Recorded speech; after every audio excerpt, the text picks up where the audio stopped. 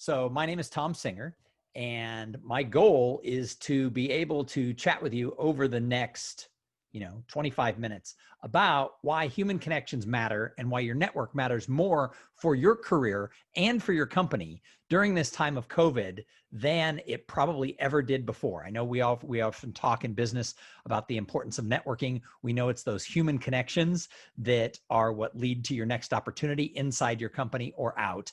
But we also know that the world kind of got turned upside down 7 months ago. So before I get started, I want to thank all of the sponsors. I've been participating in ProductCamp for a long time. And the reality is, if it wasn't for these great sponsors, ProductCamp would never get to happen. So I encourage all of you to visit all the sponsors. And here's a little secret. If you can, reach out to them on social media and just say, thank you for being the sponsor. That'll make their efforts totally worthwhile if somebody says thank you to them. And we've got 25 people on the call. If just half of you said thank you to every sponsor, that would make their efforts great and make them come back to future ones. So what if opportunities that you look at moving forward, what if your competitors for those? So if you run a company, your competitors might be the companies you sell against. If you're in a marketing and sales role, your competitors are those companies you compete with. But if you're a product manager inside a company, you don't have an outward facing role necessarily. Sometimes people think, well, Thom, isn't this whole idea about networking just about my job, sir, or just about sales and things like that? No, it's everything to do with your career. So what if the people who you could compete with for sales, or the people you could compete with for your next promotion or your next job opportunity, what if during COVID, they were doing a better job of reaching out and keeping in touch with everybody, be that prospects, clients, hiring managers, et cetera? What if they're doing a better job than you are? And what if this crisis goes on for another year? What's going to happen? Who's going to win and get more opportunities on the other side of COVID? It's the people who have the ability to make, grow, and keep their business relationships. So my thought on this is we all need to be paying attention during this crisis to how are we connecting with people, because social skills, whether you're an introvert or an extrovert, it really doesn't matter. Social skills are like muscles. If they're not worked out, they're going to atrophy. Which means that if you aren't actually cultivating those relationships that could matter in your career for lots of different reasons, if you're not cultivating them, you're going to end up a little bit more socially awkward on the other side of COVID. And the people who are doing a good job of staying in touch and keeping those contacts alive, they're going to have advantages. I think that people always are the secret weapon to career success and the company's success. But I think what we're going through right now, people are more important than at any time ever. Now, there's a lot of talk out there about how business has changed. And business has changed. And a lot of what's going on with using Zoom for meetings and doing virtual, a lot of this stuff is here to stay. However, people haven't changed. How we're wired in our brains isn't going to change because of a quarantine. Over the long period of time, people are always going to do business with people who they know, they like, and they trust. Now, some of you are going to say, Thom, that's a bit of a cliche. People do business with people they know, like, and trust. Well, yes. However, all cliches are based in truth. And I think this one holds up over the decades. All things being equal, I'm going to give the promotion to the employee who I know well, who I like better, and who I trust is going to do the work. So that intangible human connection is how you get ahead. It's your secret weapon for success. And so people are always going to go back to that. But over the last 10 or 15 years, the definition of the word know, K-N-O-W, it's changed in our society. It used to be to get to know somebody was a process. You had to show up at ProductCamp twice a year. You had to go to other industry events, Chamber of Commerce things, company picnics. You had to show up and see people. And people didn't even notice you exist for the first 5 to 10 times they saw you. Didn't mean after 5 to 10 times they were your best friends. That's where the relationship begins. If it takes time for people to even notice you, and I think it takes 7 to 10 times before people start going, oh, I've seen you around. Well, if you're not participating, then you're never going to get noticed. So you're never going to be able to build the relationships. We'll go back 7 months and everybody's asked to social distance and work from home. So now you have to be more proactive. You have to pay attention to this if you want to be able to get ahead, because people still are going to want to do business with the people who touch their heart, who they care about. Now, when I work with companies and individuals on career success or company success, there's really three buckets that I talk about. And that is your plan, your passion, and the people who you surround yourself with. Now, I'm just going to touch on the first two very, very quick because I got a lot of information to cover. But your plan, that's goal setting. It's knowing what success looks like. It's your business plan. It's your career plan of where you are today versus where you want to go in the future. If you don't have a clear goal of what you want, how will you even know if an opportunity goes by for you to get a promotion or change companies? If you don't know what you're striving for, you're never going to get there. So that's the first bucket that I talk about. The second bucket is about passion. The truth is, from the research that I've done, if people don't like their jobs, if they don't have a little bit of that spark of, oh my God, I totally want to be here. If they don't have passion, they're never going to reach the top of their industry. They're never going to be the person who climbs that career ladder to the highest. Now, you can have a successful career just going through the motions and working to get a paycheck and living your life in other priorities, and that's awesome. But if your career is a priority, if you really want to be able to join, you have to have that spark inside of you. And the third bucket, which really, based on this PowerPoint, the bucket should be much larger, is people. As I said, people do business with people they know, they like, and they trust. But the other thing we have to remember is that all opportunities in life, all of them, come from people. The chair you're sitting in is a great chair, but it's not going to give you an opportunity. Yet, on this call right now, we have close to 30 people. If you were to go into the chat room with them or go onto Slack or go into the networking room when this is over and talk to them and share some parts of yourself and ask them questions, the odds are someone on this call could be the person who leads you to your next career opportunity or is the next person who you get hired for your company. It all comes down to that piece of people.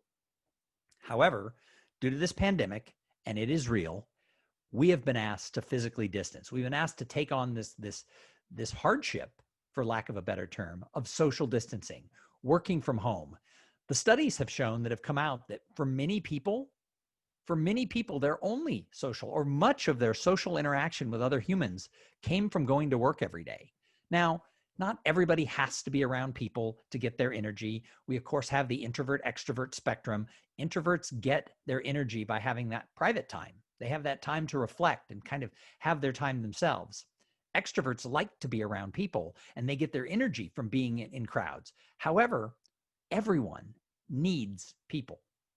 Constantly being at home and just doing your work, oftentimes people who've worked from home over the past years before COVID complained that they didn't get promoted as much as the people who worked in the office. And that goes back to the fact that we relate better when we're in person. But now we've been asked to move aside and do all of our meetings and all of our interactions remotely. But here's the thing, that's not the natural state for people. We are a herd. We like to be around people. And that's why it's so important that you find ways to make sure that you're building key relationships no matter what's going on in the world. So here's my advice. You have to get really focused on being more personal and less broadcast. There are so many digital tools out there where you can broadcast things, you can cut and paste, you can use social media to go out and throw your ideas out to the masses. But right now, there's more of that than ever. So I went back and looked at my inbox and how many emails I got on a daily basis back in February and January of this year. It's almost 100% more emails that I get on a daily basis now, most of them being newsletters, client alerts, and other mass pushes.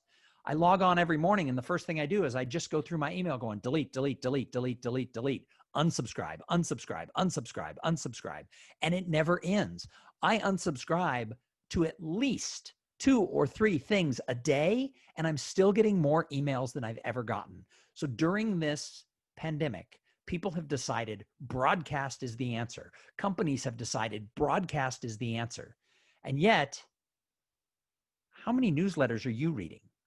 How much spam email are you getting where you say, thank you, pet store at the corner, for sending me an email that says, wash your hands? I literally got an email from a pet store.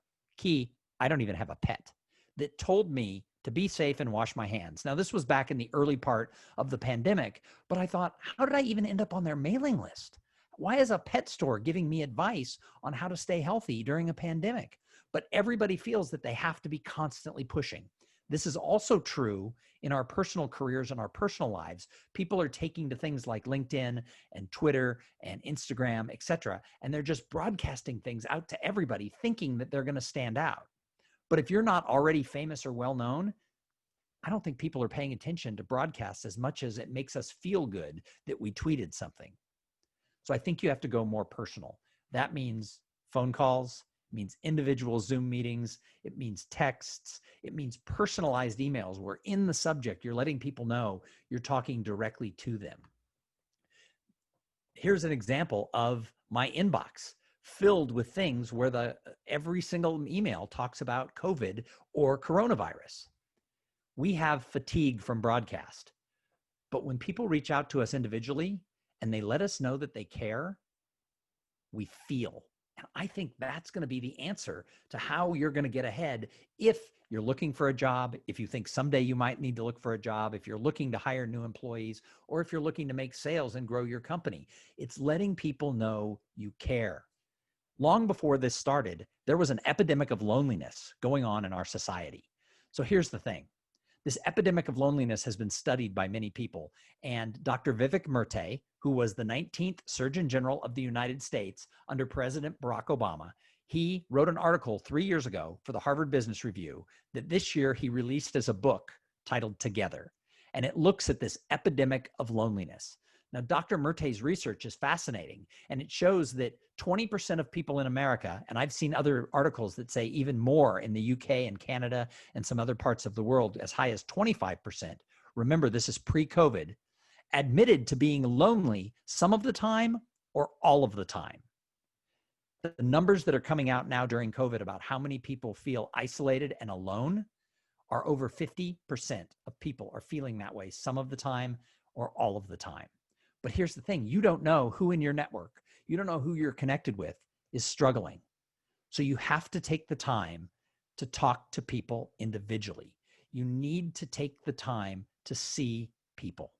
So one of the things I've done ever since this crisis began is every day I try to reach out to 3 people by text or by email or by phone and just let them know I'm thinking about them. Most people don't respond to my text or my email.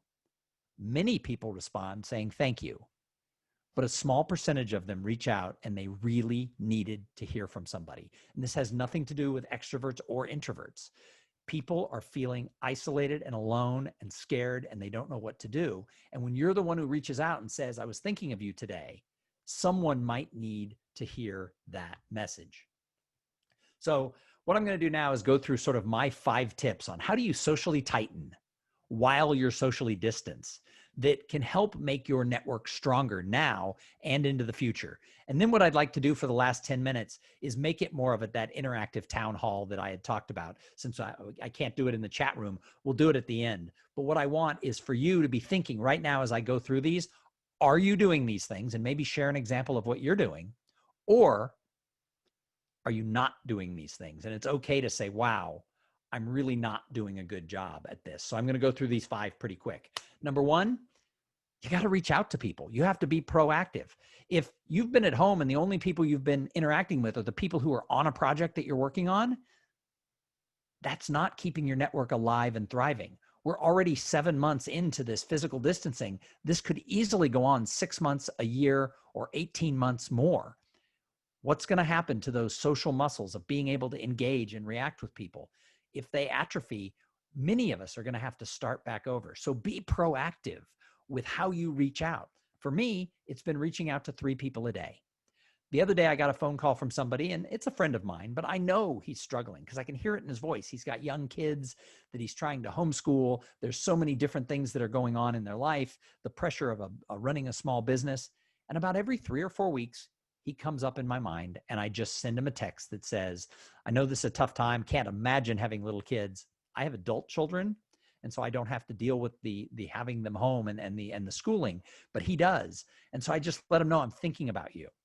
He called me the other day and said, I don't respond to every text you send, but you've been very consistent over the past 6 months.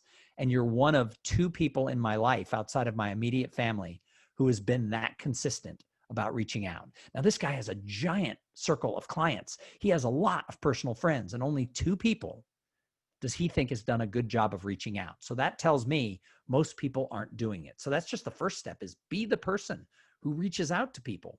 But you can't just reach out to touch base. The second tip is you have to offer to help and or provide value. One of the things you can do within your industry is, if you see an interesting article or you know someone who's looking for a job and you find something that might be helpful to them, send them the link to that article. Send them a link to a video that they can watch that'll help inspire them.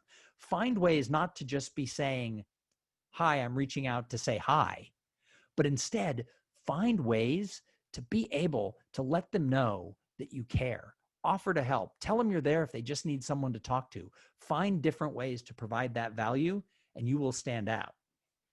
Number 3 is use the tools that are out there. So anyone who's ever seen me speak in the past, and I've spoken at ProductCamp many times, most of you know that I am a believer in the social media tools and the digital tools that we have. But I think the secret weapon that all of us have is, how do we interact face-to-face? Well, that face-to-face is currently off the table. Yeah, you can meet for coffee at some place like Mozart's that's outside or whatever, but for the most part, right now we have to do things by phone, by Zoom, etc. So what are you doing to embrace these tools? Imagine for a minute that this pandemic happened in 1997. How in the world would we ever have been able to reach out, keep in touch, provide value? Email barely existed with the masses in the late 90s. It was there, but not everybody had it. It certainly wasn't as widespread as it is now. And none of the social media and smartphone digital tools that we take for granted, none of those existed just, 20 years ago. We couldn't have done it, but now we have the tools. So my advice is, make sure that you are embracing those tools.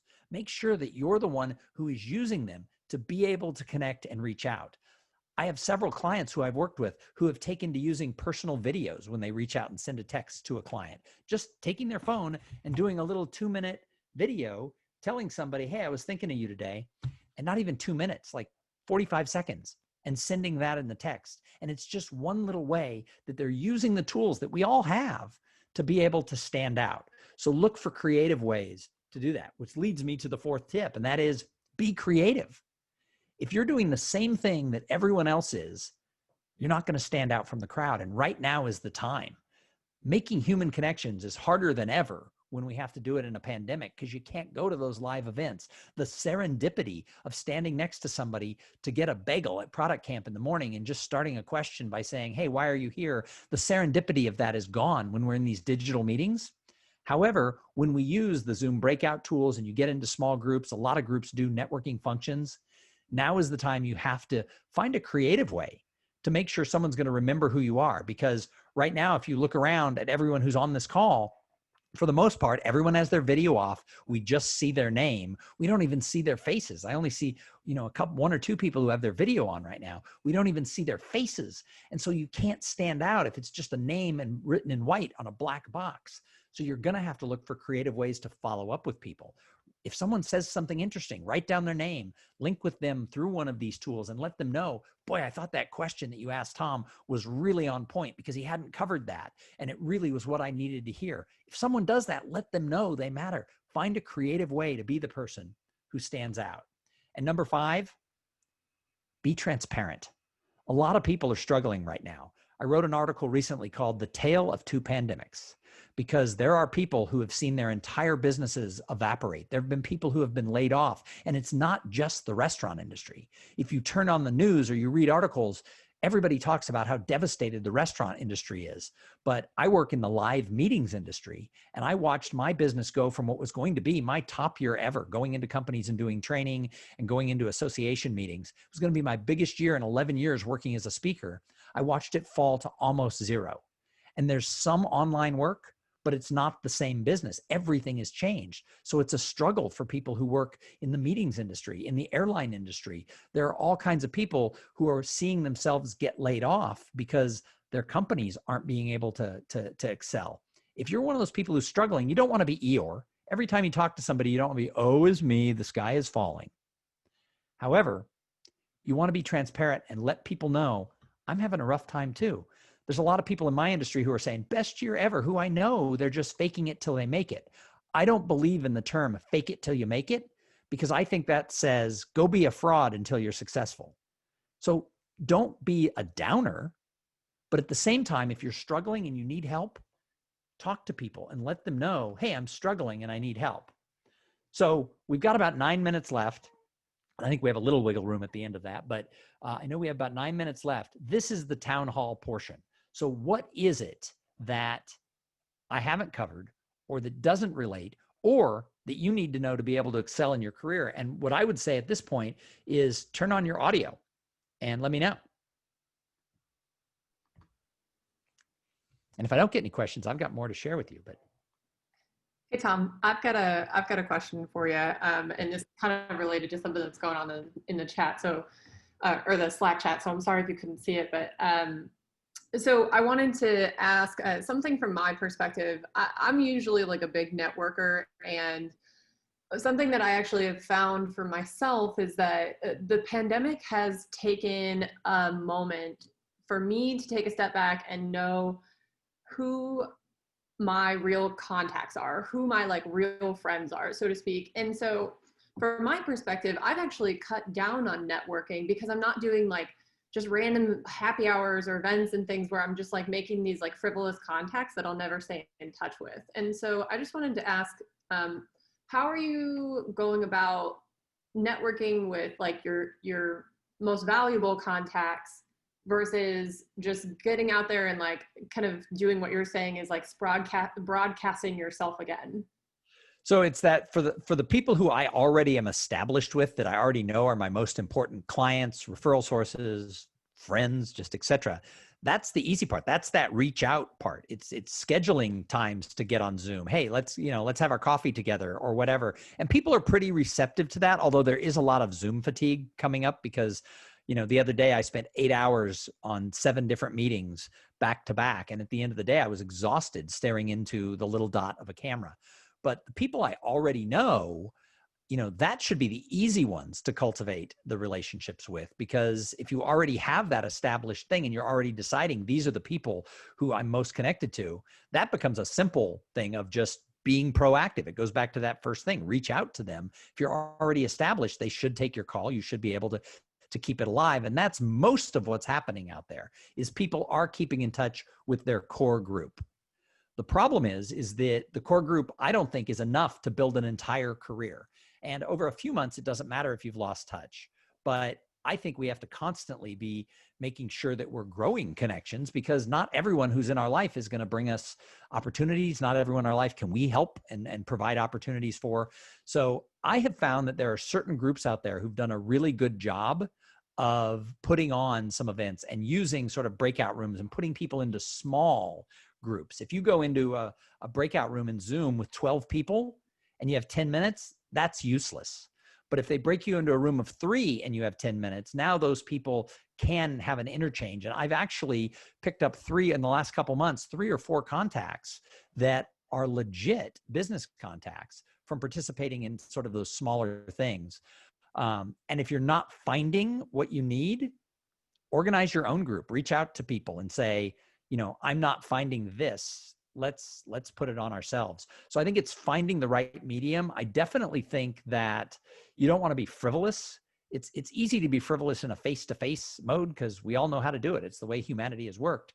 It can get really boring and tedious in a Zoom type situation. So I think you have to do both. I think you need to cultivate those close relationships, but you also have to make sure you're putting yourself out there and doing it in a personal way rather than a broadcast way. Cool. Thanks. Yeah. Thanks, Thom. We have about 5 minutes on your timeline. Yeah. Awesome. Other questions? I love everything. You're always so inspiring. I wanted to point out that that there are so many opportunities, like what you were talking about on these Zoom things, because you can look people up on LinkedIn as the thing is going on, decide who you want to connect with. And again, I was on a meeting a couple of months ago, actually toward the beginning of COVID, and there was only one person that was showing her face. And I reached out to her and I said, well, and she said something too. We both said something. And I reached out, I said, well, you're the only one that spoke up. You know, I just had to meet you and talk to you. We set up an appointment to talk on Zoom. It turned out that she was part of the women's group, the STEM women's group of her company, and they actually brought me in, and I said, well, I'm helping people by giving 9 COVID-19 tips for mindsets. She called me in, and 91 people showed up, 91 women. So it's like there's so many opportunities out there, like you were talking about, that if you think about it as opportunities and not like, oh my God. So Carrie, you bring up a absolutely great point. And that is what is no different in this world of online networking or Zoom networking or whatever, COVID networking, whatever we're calling it. And what was happening a year ago when we would go to ProductCamp Live, or we'd go to a Chamber of Commerce thing or a company picnic or whatever.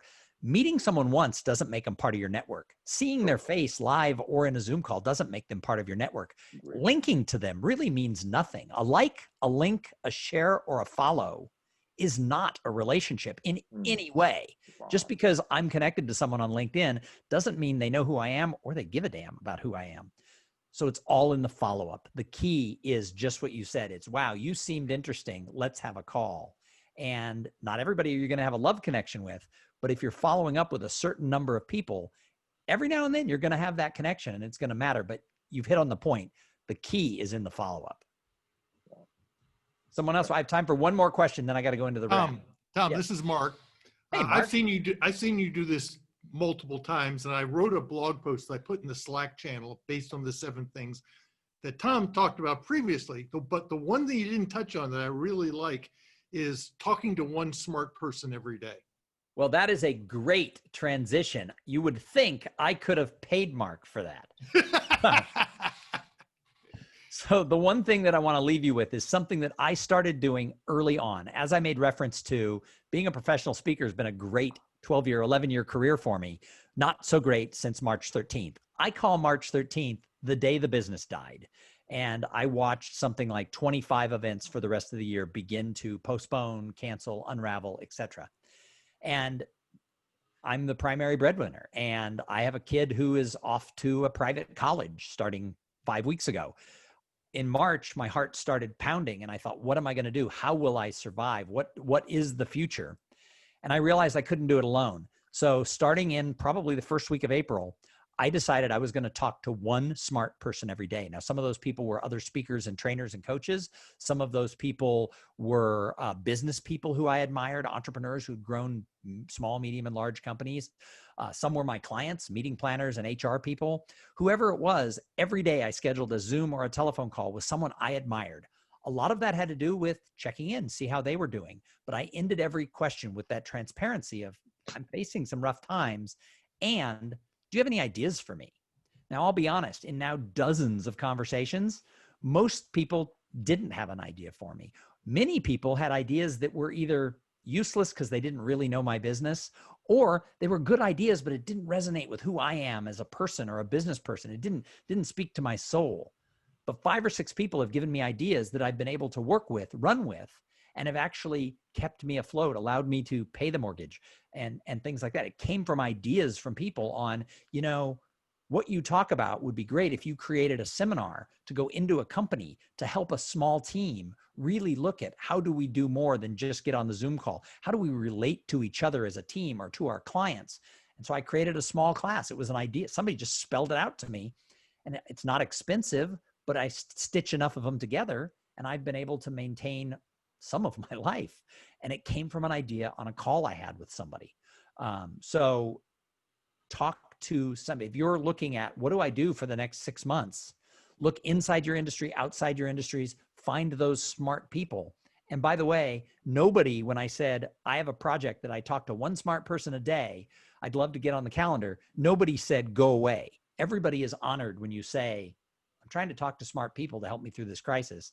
Everybody's honored that they fall on the list of smart people. So thanks for that segue, Mark. So as I wrap this up, here's the thing. We're going to get through this. I'm not an expert on infectious diseases. I know nothing about infectious diseases, but I've done a little bit of research, and we've had several pandemics over the past 1,000 years.